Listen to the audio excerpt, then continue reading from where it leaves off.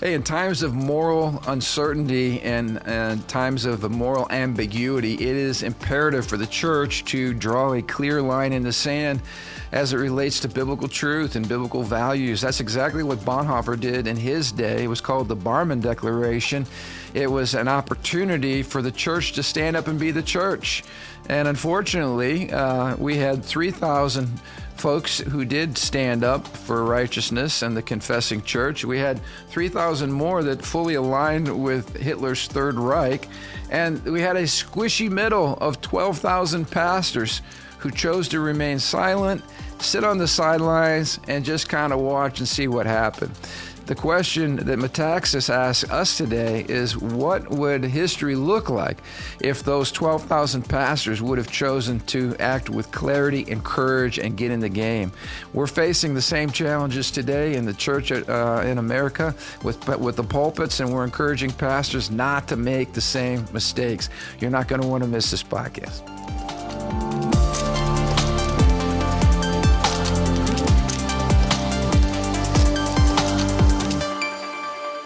Hey, welcome to the Ron Johnson Discipleship Podcast. Where you never know what's going to come out of these minds right here until it happens. So yeah, you got to watch the B-roll, the outtakes, see what's really happening. Matthew, we need to come out with a blooper reel or something that we can, I'm sure. That will definitely get us banned on YouTube. That's going to go viral. No, we're glad you're here with us, and we're in a deep dive of a wonderful book called Letter to the American Church by Eric Metaxas. And if you haven't picked up a copy, I encourage you to do so. It is a prophetic word to the church today, and especially to pastors today. And while this podcast is not dedicated exclusively to pastors, we sure hope that pastors will listen in, and then we can build a like-minded movement. You know, we're talking about what happened during Bonhoeffer's leadership in Nazi Germany, and trying to learn some lessons from history and not make the same mistakes. And so we're talking today about a chapter that's simply entitled 12,000 Pastors, kind of an intriguing title. But where we left off last podcast, we were talking about a message that Bonhoeffer delivered called The Church and the Jewish Question. And I encourage you to go check out our previous podcast. We go into depth on that. But basically, Hitler had overplayed his cards a little bit, and you began to see the real Hitler coming out and his genuine intentions, because he began a kind of a cancel culture movement against anybody with Jewish blood. It started off by simply being not allowed to hold public office, and then it spilled over into the marketplace, not doing business with Jewish businesses, and basically this forced, the members of the true church, people that actually love Christ and read the Bible and hold the Bible in high regard, they had to make a decision, and Bonhoeffer really drew the line in the sand. Because basically what he said was, and it was pretty straightforward, you cannot be a true church of Jesus Christ and allow your Jewish brothers, or any person on planet Earth for that matter, to be singled out and persecuted. In fact, he said it is our obligation as true Christians to be able to share the gospel with everybody. And if all of a sudden the government says, well, these people are untouchable or canceled and you're not allowed to interact with them or have them in your church or minister to them, then that is an incredible act of government overreach. And at that point, the line has to be drawn. And so here's this young pastor, Deitrich Bonhoeffer, who's making some pretty radical and clear-cut and bold statements and drawing a very clear line in the sand and expecting the church to say amen and to line up. And what he found out was just the opposite. Right. And it's interesting because these lines he drew are not like crazy theological overreaches, okay? Yeah. They're obvious conclusions from the Bible. But, and many of the pastors who probably did not sign this will agree. So the issue is not necessarily theology, but much deeper issues. And we find parallels today, right? You bring out a great point right there, because the issue is not, do you believe that, Jesus is the Christ, the Son of the living God? The issue is, what are you willing to do to stand for that belief? Yeah, It's one thing to hold the belief in the the comfort of your own congregation, Right. or in the comfort of your own conscience. You know I agree with this. Come on, buddy. I don't need to sign this. I'm good, right? I'm just not sure that that's the approach. And he highlights there was a whole bunch of the folks that were saying, let's give this guy, Adolf Hitler, the benefit of the doubt. Let's work with him. Let's give him some time. We don't really know. We've heard him talk during his campaigning, and he said some pretty good things about Christianity and Jesus and the church. And so, let's give him the benefit of the doubt. I mean, who are we to go against the state? We don't want to be enemies of the state. Let's get along and go along, and let's just see how this thing's going to play out. I mean, and that was the approach that most of the church, unfortunately, most of the leadership of the church was taking at the time. And it proved obviously to be tragic. Pastors could never see themselves as political enemies of the state any more than today. You have a large group of pastors who, again, simply roll over under the banner of Romans 13 and never want to do anything that would look like civil disobedience or pushing back against the state power. So this was tremendously frustrating for Bonhoeffer, because he knew that unless the German church leaders clearly saw the urgency of what was happening and acted with even greater urgency, all would be lost. And I want to just pause right here, a little side comment. Our podcast is dedicated to the forming of a biblically centered Christian worldview, and really to articulating that when Jesus is Lord over all of life, life is lived to the fullest. In other words, we're unashamedly saying every week our worldview is the best. Prove us otherwise. And one of the things I've often said about a Christian worldview is it gives you the ability to see faster and see farther. And what I mean by that is, we say this over and over again, ideas have consequences. If you understand certain ideas, you can understand that, okay, this idea is incompatible with this worldview. Right. And that's what Bonhoeffer was doing. He said, wait a minute. And this is what even the Nazi officials understood. Nazi socialism was completely incompatible with biblical Christianity. Bonhoeffer understood that. And some of the greatest enemies of the gospel on Hitler's side that hated Christ and hated the church, they understood they were incompatible. That's because they understood their worldview. Mm-hmm. Now, we're dealing with this situation over and over again today. We deal with it on marriage issue, on life issue. For instance, when somebody says, well, we're going to find a good compromise on the abortion issue. It's somebody that's a politician. They're not operating from a Christian worldview perspective, because you cannot have a compromise when you start from two diametrically opposed presuppositions. Mm-hmm. They don't go together. I had a meeting with a former governor of Indiana, and we tried to say, Governor, why are you caving in on people who do not share your values at all and actually hate your Christianity? Why are you trying to find compromise with these people, undermine your base, and you're never going to please these people anyway? In other words, it's not that we can't treat you with decency and respect, but there is no coming together of your worldview with our worldview. Mm-hmm. If you believe marriage is between a man and a woman, then how in the world are you ever going to find a compromising position with the LGBT community on that issue that's promoting same-sex relationships, same-sex marriages? There's no compromise there. One worldview says this is wrong, and the other worldview says this is absolutely should be celebrated.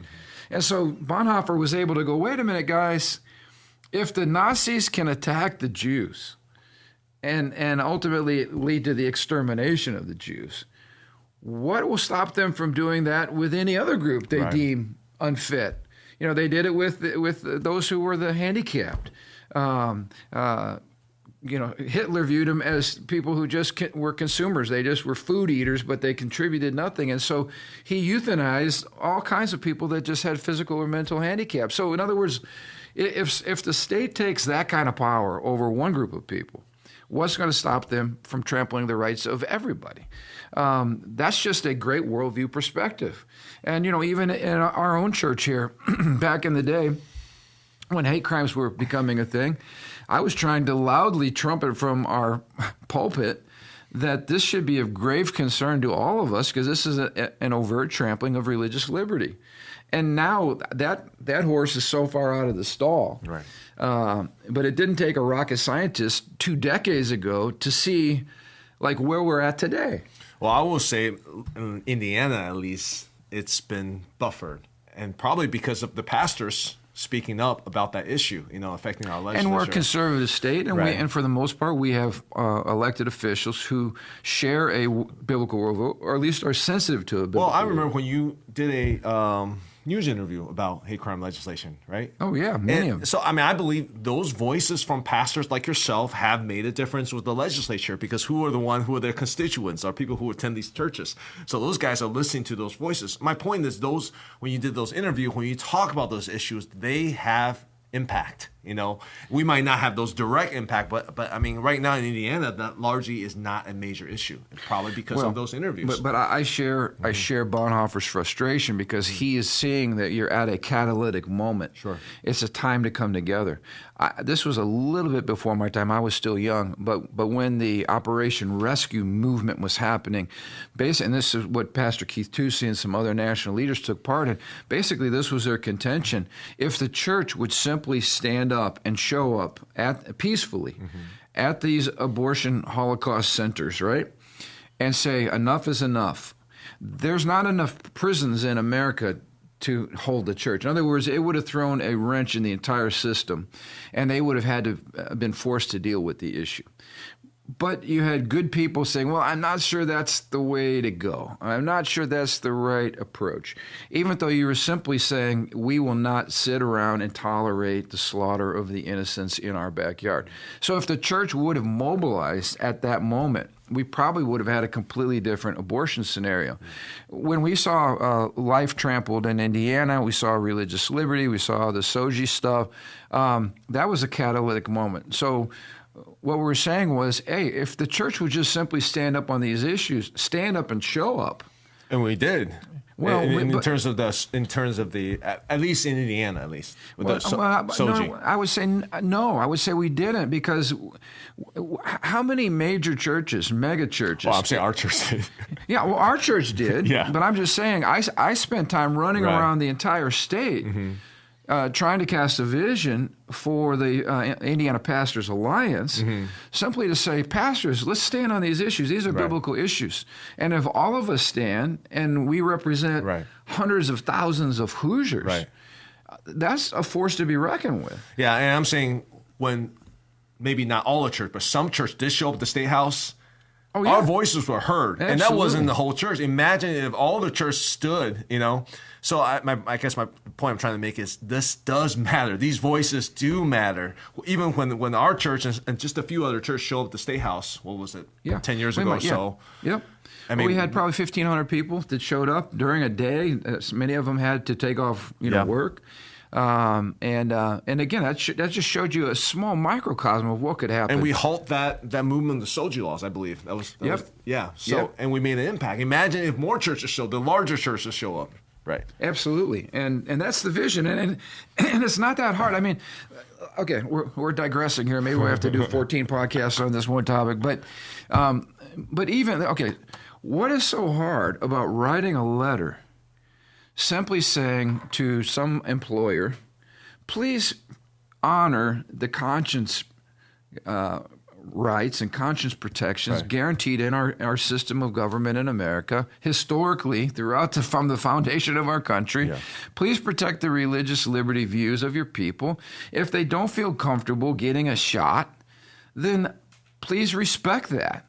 Don't make it a matter of employment or punishment or fine them. I mean, pastors everywhere should have been writing letters. This is not a rocket science. This is like what we do. We are about religious liberty. We are about standing for the rights of conscience. This is the foundation of worship. Yeah. And we had people saying, well, we're going to consult our attorneys. Why do you consult an attorney over something as benign and simple as this? This is not hard. Or we're going to consult our insurance company. Why does the insurance company? Who cares what your insurance company says about what is so radical? What is so controversial? What is so threatening to a pastor about standing up for somebody's rights of conscience? Like, this is our bread and butter. This is what we do. This is our job description. And if we're not going to do it, who is going to do it? And yet, That's why we had all these COVID babies, like I shared Sunday. COVID babies. COVID babies. All these people that were birthed as living stoners that came out of COVID, and it's because they couldn't get any support. They were losing their jobs, and when they turned to their churches and they turned to their pastors for support, nothing. Yeah. And that's frustrating because we're dealing with the same passive church that Bonhoeffer was dealing with. Right. Nothing's really changed. So here, a little history here. As 1933 wore on, the main battle lines in the German church itself were shown to lie between the devotedly pro-Nazi Deutsch Christians who zealously wished to help Hitler form and oversee a National Reich Church. That was one side.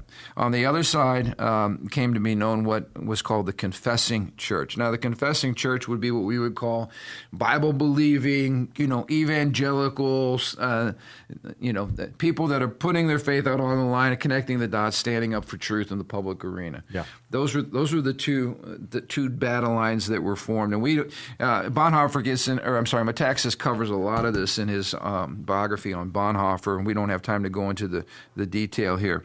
But this is what was so smart about Hitler, was he was the ultimate politician. Mm-hmm. He says one thing to satisfy certain groups, while privately in hidden rooms and private conversations absolutely shares what he really believes about the church. And I want to pull out some quotes here. And this, if you're a pastor and you're listening, this should tick you off. I would like to say this. If nothing ticks us off in life and gets us to be activated, maybe it should be the pathetic view that ungodly politicians have about. This is how they really think of you. This is how they really think of you. Yeah. So I'm quoting Adolf Hitler right here. He says, actually, let me read the first quote from here from the book, page 165, if you guys have this book. But this is Hitler's direct views about pastors. All right. He says, "It's been our misfortune to have the wrong religion. Why didn't we have the religion of the Japanese, who regard sacrifice for the fatherland as the highest good? Or the Mohammedan, talking about Muslims. The Mohammedan religion, too, would have been more compatible to us than Christianity. Why did it have to be Christianity with its meekness and flabbiness?" So Hitler viewed meekness as weakness and flabbiness. In other words, the Christians are lazy. They have no courage. They don't stand for what they believe. And so here's a quote from Adolf Hitler. He says, "You can do," this is what he thinks of pastors, "you can do anything you want with them. They will submit. They are insignificant little people, submissive as dogs, and they sweat with embarrassment when you talk to them." He said, pastors will do anything you want them to do as long as you basically don't threaten to take away their puny little economic stipend that they got from the state. So as long as money was coming in and everything was comfortable, they would do anything that you want. Wow. What an insulting. I mean, when you think about the pulpit of the Revolution time, or you think about the prophetic voices like John the Baptist, right, in Bible times, people that would stand for truth and risk their lives. And even as Bonhoeffer said, when you think of Martin Luther himself, the founder of Lutheranism, the Lutheran Church, his willingness to put it all on the line for truth. And then Hitler says, these guys are pathetic, lazy little dogs. They sweat when they're in my presence. They'll submit to anything. Just threaten to take away their pay, which is paltry anyway, and they'll cave. It's not much has changed. Wow. We're not getting state-funded churches, but how many pastors, they won't say what needs to be said because they're afraid a couple tithers will walk out the door and it's going to hurt their bottom line. I mean, we're still dealing with the same issues in the church today that they have been dealing with all throughout human history. So Hitler says one thing in public, oh, we love the church, we love Christ, et cetera, and then behind closed doors, he's surrounded himself with people who are God haters. I mean, Himmler and some of these people their approach was different. They wanted to go straight after the church, crush the church. Hitler understood that's probably not the best political means. Let's eventually get there, but let's take our time. Let's say one thing in public, do another thing in private. And so, for instance, I think back some of the leadership that we've had. I remember Barack Obama when he ran almost like a conservative on the social issue. He was for biblical marriage and on and on and on. Bill Clinton wanted to make abortion rare. Exceptional, right? And then when they get into power, all of a sudden everything flip-flops, and we find them pushing an agenda that is decisively anti-Christian. And if they're going to do that, again, say one thing in public and do another thing in private, you know that the people they've surrounded themselves with have a hatred for the gospel and a hatred for anything that comes in the way of their agenda. That's what happened with Hitler. He said, look, you Christians do what you want. He talked about positive Christianity, which meant simply the church can believe whatever it wants as long as you're not being subversive to the Nazi agenda. So in other words, just stay out of our way and be nice and preach Jesus. But as soon as Jesus comes in conflict with Nazism or with progressivism or liberalism or whatever the political vision is, then you're going to be put back in your place. Yeah. And we're seeing that today. We're seeing that all over the world today. And whenever secularism comes in conflict with the scriptures, secularism's goal is always to crush whatever's in its way. And so, it's no surprise who is Hitler's favorite author, Nietzsche. Who simply believed in the will to power. That was the highest virtue, power, and he talked about his Superman or Übermensch, this man that would rise up and be a cruel and ruthless champion of unbridled power. And so it's interesting. Bonhoeffer, in the book Bonhoeffer, says that Nietzsche was Hitler's John the Baptist. He was preparing the way because Hitler saw himself as the fulfillment of that Superman. Yeah. He was going to be the one who was going to crush, for the sake of Germany and for the sake of German glory, et cetera, he was going to crush anybody that came in his path, and that's exactly what he ended up doing. And so the church was free as long as it didn't interfere with the plans of the state. And for Hitler, allegiance to God was actually allegiance to the state. But there were about three major voices that we talk about: Bonhoeffer, and Martin Niemöller, and Karl Barth, who drew the line in the sand. And they realized that if the Nazis succeeded in creating a Reich Church that was subservient to Hitler, the church in Germany would effectively be dead. And I wanted to read some of the talking points here of what they were promoting for the Reich Church, because some of these things are strangely similar today, all right? So the National Church demands immediate cessation of the publishing and dissemination of the Bible in Germany. So the first thing that these folks do is they either get rid of the Bible or rewrite the Bible. Right. And we've seen that in totalitarian countries. Second thing, the National Church declares that to it, and therefore to the German nation, it has been decided that the Führer's Mein Kampf is the greatest of all documents. It not only contains the greatest, but it embodies the purest and truest ethics for the present and future of our nation. So now they're replacing the scripture with Hitler's book as the high watermark of morality and ethics. Mm-hmm.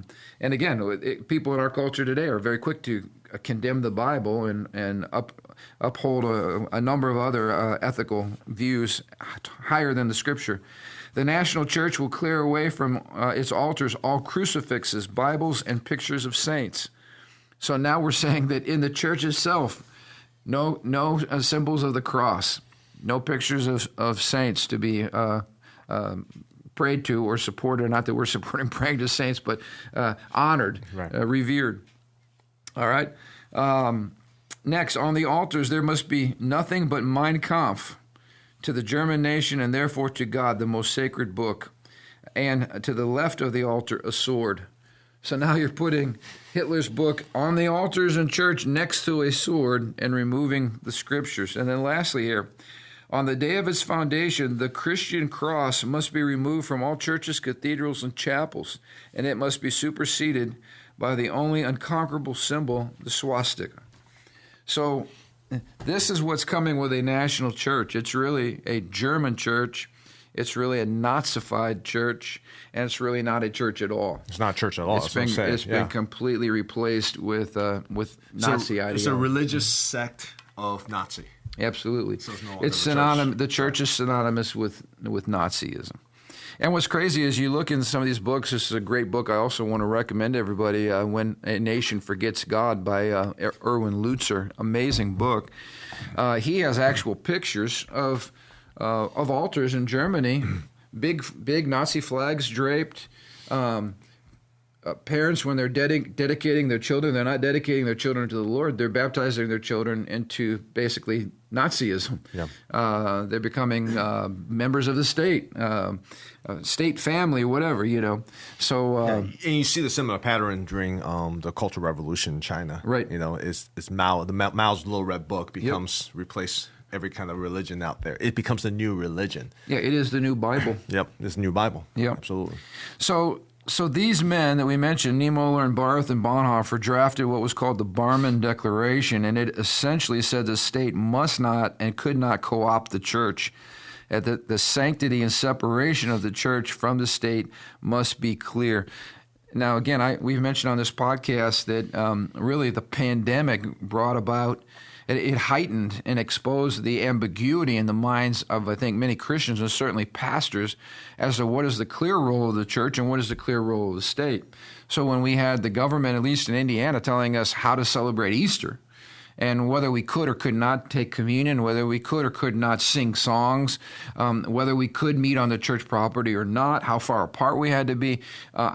We got into all kinds of ridiculousness and overreach in the name of public health, simply because the church really wasn't sure, what is our call and what's their call? What's our purview and what's their purview? In other words, where do the lines of authority cease and where does the other one begin? And I think this is the issue, because someone who might not be as engaged in churches, someone who is not a Christian, they might think, what's the big deal? Why is the church making such a big deal about this public safety? We have a pandemic coming. But what they don't see, and what every American should see, is it's not even the specific issue of whether you can meet or whether you should sing in church or not. I mean, those are important. Don't get me wrong. It's the worldview. It's what line are you drawing? What statement are you making? Because once you make a statement, it's very hard to draw that back. Well, you bring out a good point. This is the issue of it's liberty. not the nuances of the specifics of the issue. It's the question of authority. It's a question of authority. Right. You're making a statement. It's a power move. It's like a bully comes and punches you in the face. Okay, the punch hurts, sure, but he's making a statement saying, "I'm the biggest dog. You're always going to submit underneath me. If you don't punch him back at that moment, you are submitting to that authority." It's a statement. People understand that in the playgrounds, in the streets, alleys. But for the church, we were unprepared for that. Absolutely. Right? Well, let's look at the marketplace, and as you guys are hearing this today, which is Thursday, Saturday, we've got a market share meeting here at the church, and part of what we're trying to do is reestablish the authority and the boundaries even in the marketplace. In recent administrations, we've seen so much encroachment by the federal government into the private business sector. Yeah.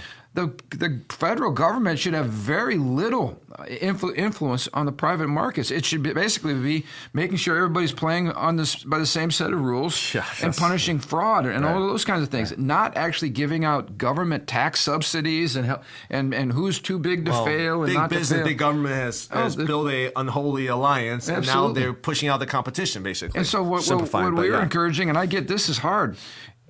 We've been telling people from the pulpit, if they try to bring this back and you're a private business owner and they're trying to shut you down, resist. Yeah. Open your business. Draw the line. I mean, this is what we're trying to say. If enough business owners stood the ground, it would shut the system down.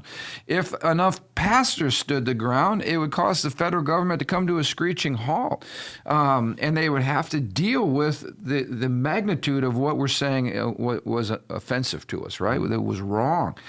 But when everybody plays it safe, and maybe that's a good place because we're running out of time. Oh, wow. Let's talk about, so the Barmen Declaration, they're basically stating the obvious. Yeah. Stating the obvious, and they're asking pastors to sign on. And so what we found was, historically, is that we had only 3,000 pastors from the confessing church that signed this document. We had 3,000 members of the German church who were radically supporting Hitler. So we had both of those extremes. And then we had the mushy middle, which we still have the mushy middle. Yeah.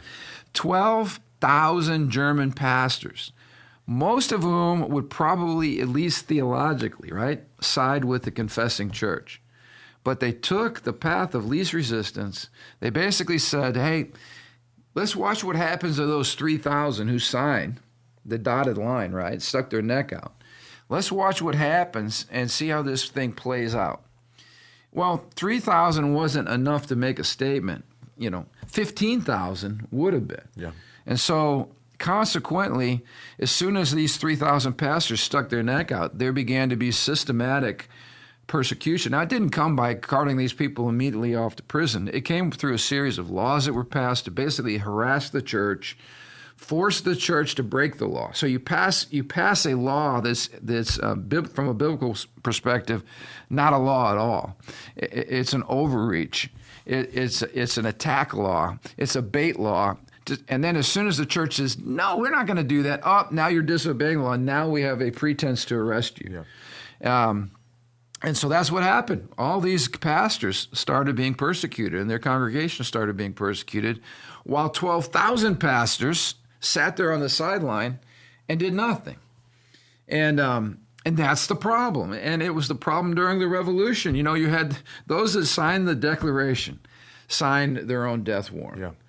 And it was a very small minority that led to the revolution, which is good news again. God doesn't need a majority. Right. He just needs a courageous band of people that are deeply committed to the cause. And I guess we shouldn't be surprised or frustrated.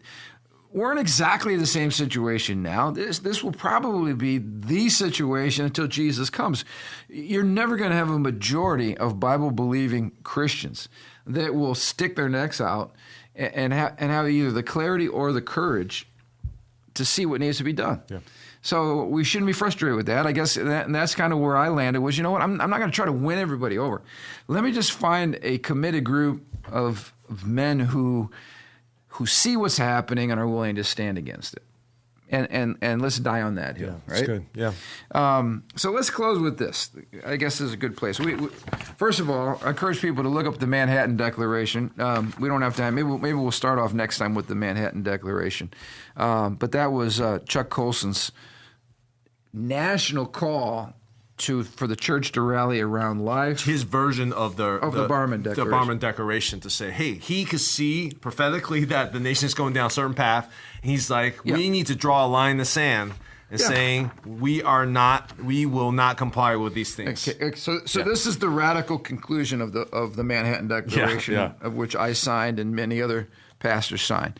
Because we honor justice and the common good, we will not comply with any edict that purports to compel our institutions to participate in abortions, embryo-destructive research, assisted suicide and euthanasia, or any other anti-life act. Nor will we bend to any rule purporting to force us to bless immoral sexual partnerships, to treat them as marriages or the equivalent, or refrain from proclaiming the truth as we know it about morality and immorality, marriage and the family. We will fully and ungrudgingly render to Caesar what's Caesar's, but under no circumstances will we render to Caesar what is God's. Yeah, that's a strong statement. Yeah. It's a strong statement, but it's a clear statement, but it is biblical and it is simple. It's prophetic. It's speaking from a higher authority. It's saying we are not stewards of the state. I love it. And don't even try to get us to go along with this agenda if it violates Scripture. My allegiance is not to you. My ultimate allegiance is to the King of Kings. I love it. Yeah. But what Colson found was that all of his popular authors, best-selling Christian authors, pastors of megachurches that he thought would jump on board to such a clear statement of biblical non-negotiables. Mm-hmm. You would be surprised, and if you want to read the book, Metaxas mentions names. We won't do it on our podcast today, but he mentions names of pastors that are household names today. Yeah. this could not sign this for some, as he called it, fussy theological hair splitting or wording or whatever. And the cause was so great, and yet we're sitting around being so nitpicky about things that at the end of the day don't make a hill of beans. Yeah, he actually does mention it in his book, because I guess Chuck Colson read Bonhoeffer by Metaxas, and he wrote. He gave him a copy of the book. Yeah, and Chuck Colson wrote in the margins of the part of the Declaration about the parallels in Manhattan Declaration. And when Chuck Colson passed away, his widow gave the book to Metaxas, and Metaxas, going through the book, saw that, and he wrote the names in here. We're not going to mention it, but when I read it, I was like, wow. Yeah. Metaxas called people out. Well, yeah, so. And Colson was so disappointed, because it's like, you got to be kidding me. Yeah. So here's, and we'll end with this. Basically, what Metaxas says is, if the 12,000 pastors could have only seen the Holocaust that would shortly ensue, and literally millions of lives, and the blood that was shed from millions of people who were involved in a world war just to stop this craziness, all the slaughter that happened, the concentration camps. If those 12,000 pastors would have actually gotten the game, could history have been different? Yeah. And I think the answer to that question is, absolutely. We don't know the full extent of that, but he asked the question, like, what about today, and what about pastors today? And so he brings out a couple of interesting responses that are thoroughly unbiblical that I'd like to maybe start with next time as we're getting into our chapter. But anyway, we really hope you enjoyed the podcast today. We are guilty of providing you with way too much reading, but I'm not going to apologize. Some incredible books that you need to familiarize yourself with. In fact, Erwin Lutzer has come out with a couple of books that deal with, this one's called When a Nation Forgets God's 7 Lessons We Must Learn from Nazi Germany. And he's got another book dealing also with the Nazi Holocaust that kind of dovetails with what we're talking about. The parallels are too many to overlook, and we hope that you're paying attention and that you're being inspired to get engaged and to be a voice for righteousness more than ever. So we'll look forward to being with you guys next Thursday. Until then, have an amazing week.